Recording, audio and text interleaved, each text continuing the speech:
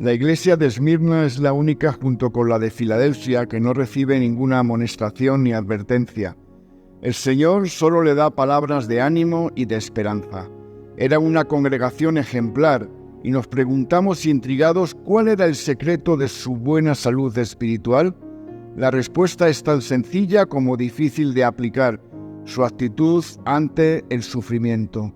Eran cristianos de una pieza, enteros, íntegros, y estaban dispuestos a pagar el precio por seguir al Señor hasta el final. Fueron probados y aprobados. Sí, ser cristiano en la dificultad es duro, pero produce un efecto purificador, saludable sobre nuestra fe. Por ello, el mensaje del Señor a esta iglesia tiene una vigencia extraordinaria para nosotros hoy, cuando el pueblo de Dios en todo el mundo, incluido en el occidente, tiene que afrontar una marcada hostilidad anticristiana. Los creyentes de Esmirna estaban pasando por una tribulación grande. La oposición y persecución de la influyente comunidad judía les había sumido en la pobreza. Habían sufrido el expolio de sus bienes y otras formas de injusticia. Y sin embargo, el Señor les dice: «Conozco tu proeza, pero tú eres rico». Apocalipsis 2:9. Divina paradoja. Estaban arruinados, pero eran ricos en Cristo, como no teniendo nada más, poseyéndolo todo. Segunda de Corintios 6:10. En medio de esta durísima situación y con la perspectiva anunciada por el Señor mismo de que iba a empeorar, reciben una promesa, joya de los cristianos de todos los tiempos: sé fiel hasta la muerte y yo te daré la corona de la vida. Apocalipsis 2:10. Estamos ante uno de los versículos más memorizados de toda la Biblia, pero debería ser también uno de los más interiorizados. Hemos de hacerlo nuestro para aplicarlo siempre que haga falta.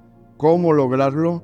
Observemos cómo la promesa viene enmarcada por una exhortación más amplia a la perseverancia y la fidelidad. No temas en nada lo que vas a padecer. He aquí el diablo echará a alguno de vosotros en la cárcel para que seáis probados, y tendréis tribulación por 10 días. El que venciere no sufrirá daño de la segunda muerte. Apocalipsis 2, versos del 10 al 11. La vida cristiana es una lucha no apta para cobardes. Lo primero que tenían que oír los creyentes de Esmirna era lo mismo que escucharon los patriarcas y profetas: no temas. Estas palabras contienen tanto aliento como invitación al esfuerzo y al coraje. Es, además, una exhortación absoluta, enfática. No temas en nada, no hay lugar para excepciones. Nada que temer es el lema del creyente fiel. En la hora de la prueba es muy importante recordar unos hechos fundamentales en su sentido más literal. Son el fundamento, el suelo que nos sostiene y evita que el mundo se hunda a nuestros pies. Tienen que ver con el origen y la duración de la prueba. En cuanto a su origen, la prueba viene de Satanás. He aquí, el diablo echará a algunos de vosotros en la cárcel para que seáis probados. Apocalipsis 2:10. No hay razón para acusar a Dios y culparlo de la situación. Una lectura cuidadosa del libro de los Hechos nos muestra cuán activo está el enemigo de nuestras almas y cuánto se opone al progreso del Evangelio. Esta lucha espiritual es tanto más intensa cuanto más floreciente es el testimonio del creyente o de una iglesia local, como era el caso de Esmirna. En cuanto a su duración, la prueba es limitada. El sufrimiento y la persecución tienen siempre fecha de caducidad. La expresión por 10 días de Apocalipsis 2:10 nos recuerda que la última palabra la tiene el Señor Todopoderoso. Habrá un día 11 cuando la tribulación acabará. Ahora vivimos en un mundo malo, pero sin control, un mundo con oscuridad, pero no sin esperanza.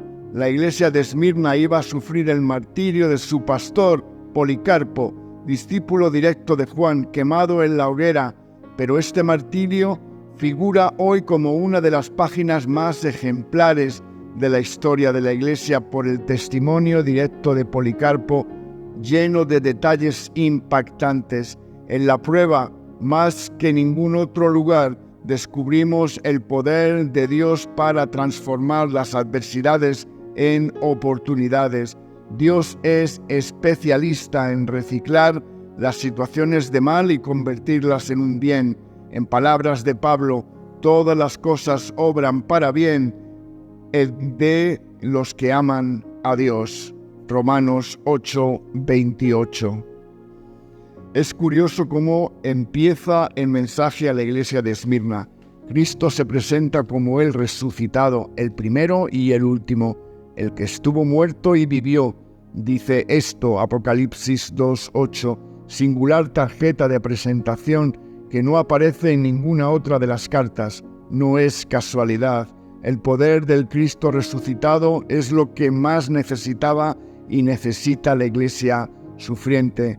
Sí, la victoria de Cristo en la cruz y su resurrección nos garantiza que Él está por y con nosotros. La frase «Yo conozco tu tribulación» de Apocalipsis 2:9 no se refiere a un conocimiento meramente informativo, sino experimental, vivencial, porque en toda angustia de ellos Él también fue angustiado. La conciencia de la presencia de Cristo a nuestro lado lo transforma todo. Es realmente impresionante descubrir que el faro de la iglesia de Esmirna no se ha apagado nunca hasta el día de hoy. La llama del Evangelio sigue viva en la moderna Izmir. Qué ejemplo y qué poderoso estímulo para nosotros. Su secreto es también el nuestro. El deseo de vivir para Cristo conlleva la disposición a sufrir por el Señor, porque el siervo no es mayor que su Señor. Pero no estamos solos, ni luchamos sin esperanza. La iglesia perseguida hoy y todo discípulo del Señor cobra ánimo y avanza fortalecida con las luminosas palabras de aquel que vive y nos dice con voz tan poderosa como tierna: sé fiel hasta la muerte y yo te daré la corona de la vida. Sin duda, es el mensaje más necesario para la iglesia de hoy.